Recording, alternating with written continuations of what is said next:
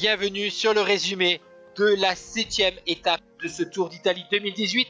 Nous sommes enfin dans la botte italienne, au sud exactement, en Calabre, avec une étape de 159 km entre Pizzo et Praia a Mare, donc une étape de plaine sur le littoral de la mer Tyrrhénienne. Aujourd'hui, les conditions météo sont clémentes, 21 degrés, un temps couvert mais pas mal d'éclaircies, et le vent est nul, donc pas de bordure aujourd'hui. D'abord 4 hommes qui ont attaqué dès le kilomètre 0, mais la formation Quick-Step ne voulait pas de Tony Martin devant, donc ils ne seront plus que 3 à ouvrir la route aujourd'hui. À l'avant de la course donc, un Italien, Davide Ballerini de la formation Androni, 5e des Tours des Apennins il y a quelques semaines, l'Espagnol de 38 ans, Marc Alerizard de la Trek Segafredo avec son maillot rouge et son cuissard noir, et enfin le Russe de la Katusha Alpecin, Maxime Belkov, vainqueur de la 9e étape du Giro en 2013. L'écart va dépasser les 3 minutes. Ensuite, les formations des sprinters, surtout la Quick-Step avec un énorme Rémi Cavagna et la Williet Triestina, vont maintenir l'écart autour des 3 minutes. Aujourd'hui, donc, les favoris du jour, il y a donc Elia Viviani, vainqueur de 2 étapes sur ce Giro, la 2e et la 3e étape en Israël.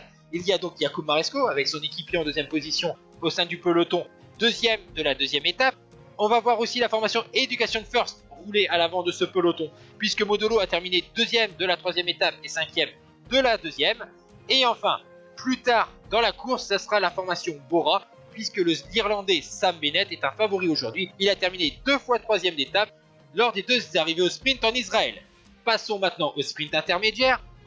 Ballerini va remporter le premier sprint intermédiaire, Belkov le second, alors que vous allez voir que Elia Viviani avec son maillot cyclamen, lui, va renforcer ce maillot avec les derniers petits points. Nos 3 courageux du jour vont voir leur écart maintenant se réduire, nous approchons du final.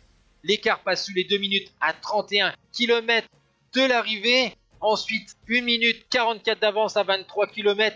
Mais là, le peloton va vraiment accélérer car on va gravir un petit capi entre guillemets, puisqu'on va utiliser un terme utilisé sur Milan-San Remo. Dans les 20 derniers kilomètres, l'écart est passé sous la minute. Ensuite, l'écart va arriver à 33 secondes à moins de 18 km de l'arrivée. Les 3 hommes de tête vont être repris dans ce petit capi. Ensuite, le Danois Wurtschmidt va tenter sa chance, mais ça va durer quelques centaines de mètres. Le peloton est décidé pour un sprint à Praia a Mare. Les coureurs sont rentrés dans la ville d'arrivée. C'est la formation Lotto Fixol qui emmène ce peloton pour Jens de Bucher.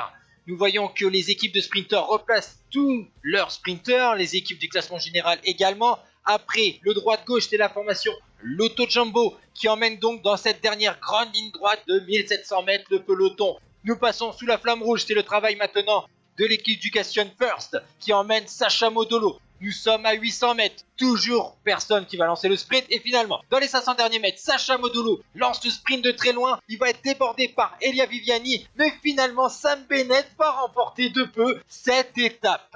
Et voici donc le top 10 de cette étape du jour avec la première victoire en grand tour pour Sam Bennett devant Elia Viviani. Nicolas Bonifacio 3e. Au classement général, aucun changement. Simon Yates conserve son maillot rose devant Tom Dumoulin et son équipier Esteban Chavez. Demain, arrivé au sommet d'une montée roulante à Monte Vergine, après 209 km. Ciao tout le monde.